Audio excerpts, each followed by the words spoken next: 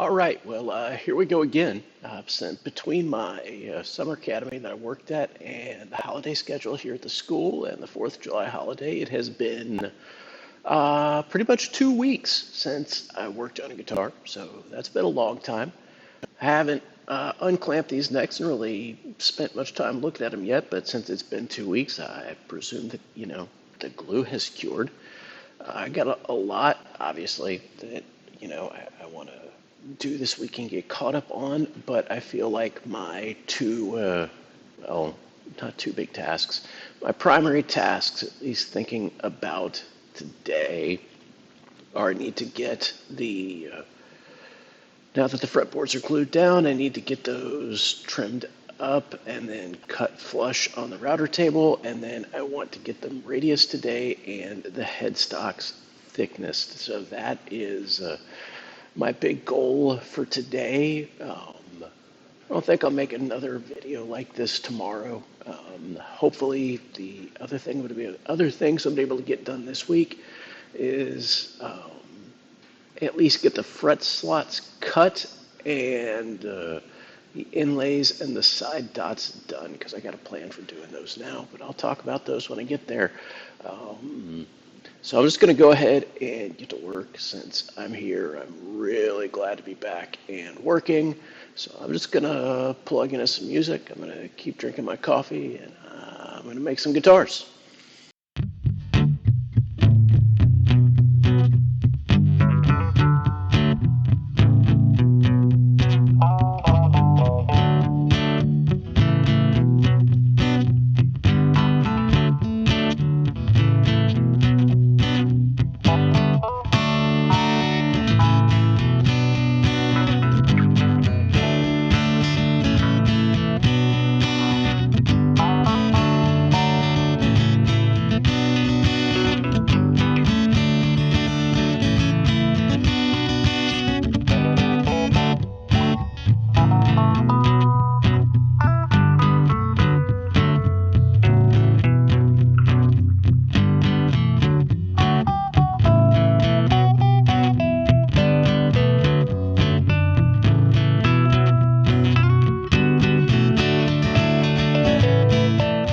Okay, so I have two things here that are actually beginning to resemble guitar necks more than they're not, so that's pretty cool.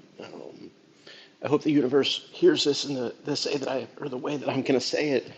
That actually went like I was hoping it was going to go, so that's a good feeling. Next thing I'm going to do, however, in looking at the guitars that I have at home, and I'm going to make these into modern C-profile necks like Fender Stratocasters, just because that's what I'm used to playing. On those necks, the back of the neck is not, where you play anyway, is not flush to with the back of the heel and the back of the headstock. It's actually recessed about 3 millimeters. So that is not the kind of thing that I'm going to be able to do well by hand, and I know that when I go to carve the neck. So I can take those 3 mils off with the router table, which is what I will do eventually. But right now, because I don't want to try to do that blind, I measured where all the tapers and everything start on my guitars at home last night. So I'm going to mark those off, and then I'm just going to start the first couple of inches with my plunge router. That way I have already some space on either side. That way when I go to put it on the router table, it'll be easier, and I won't have to worry about running past my lines when I'm trying to do that blind. So I'm going to do that real quick. That's my plan. That's what I'm going to be doing with the router, and then it will be on to radiusing, which should be interesting because I have no idea how long that's going to take. So yeah, on to a little bit of routing.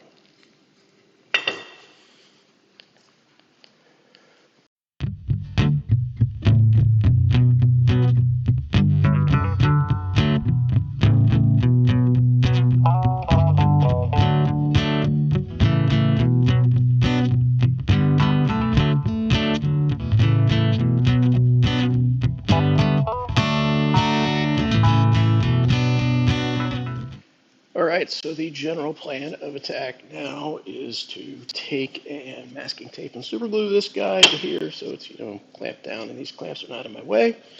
And then I have my radiusing block here, and I've put some masking tape on that. I'm gonna use a little bit of spray adhesive and a piece of 60 grit.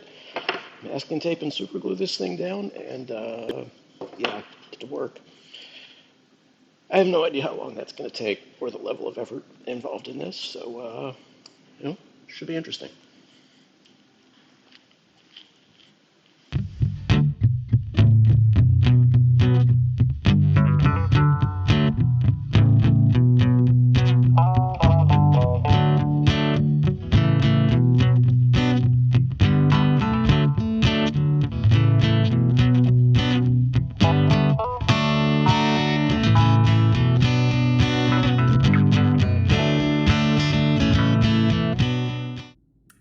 Yeah, not gonna lie, totally drilled through the back of the neck. So trying to get to the truss rod. So I know why that happened. It's a good thing that I know why it happened, I suppose. But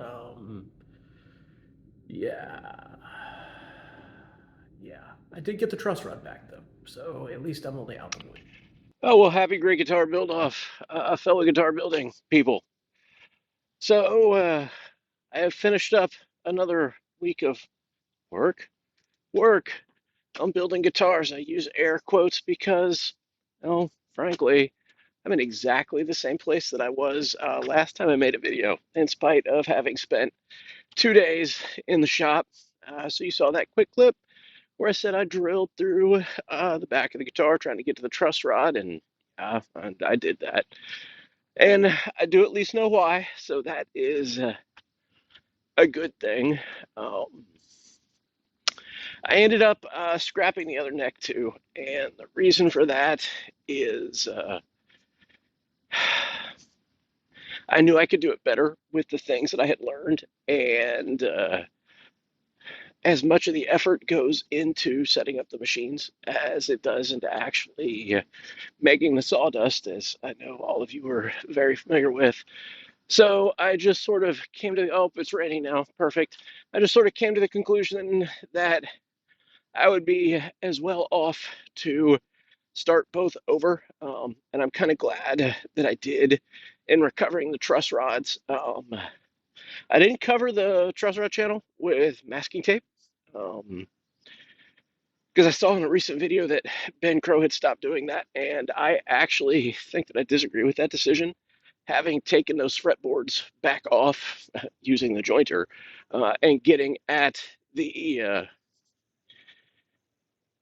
truss rods, there was so much glue in that truss rod channel that I questioned whether or not it actually would have worked effectively. So, yeah, that's that's that. I haven't really made any physical progress in 3 work days in the shop, which is kind of frustrating, but I've learned a lot. Um, I know in that last video I was trying to radius the fretboards, and I learned some things doing that. I ended up, I don't even know how to describe this.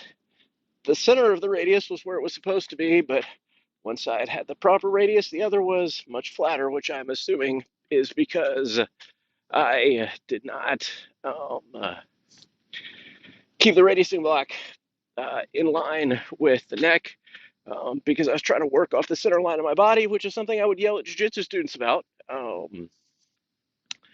So, and of course, I watched some videos from Scott Green just last night and saw that he was keeping that right down the center line of his body, which is the right place to do anything. So yeah, just lots of learning experiences. I'll hopefully be able to get back up in there Monday and do a much better job. But yeah, I appreciate all you guys who are posting your videos. That way I can kind of see what you're doing, and it's really helping me learn. Look, there's the aggressive geese right there. Can we see? Yep, right there, aggressive geese in the picture. Nope, you can't see them. Whatever. I keep having to run away from those geese as I walk around this pond. But anyway, these necks are starting to feel like some sort of big raid boss where I keep getting further and further and further in the encounter and having to wipe and start over. And at this point, having made the 3 sets of necks hasn't cost me anything except time. But I am out of money, or not out of money, but I'm out of the wood that I bought to make the neck. So if I screw these up, it is going to actually start to cost me money, which I don't want. So at any rate, appreciate everybody watching.